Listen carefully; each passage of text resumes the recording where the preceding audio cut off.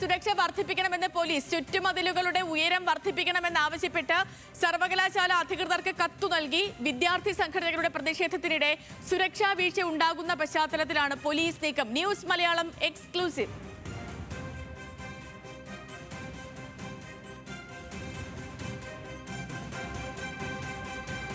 കേരള സർവകലാശാല ആസ്ഥാന മന്ദിരം 16 ഏക്കറിലാണ് സ്ഥിതി ചെയ്യുന്നത്.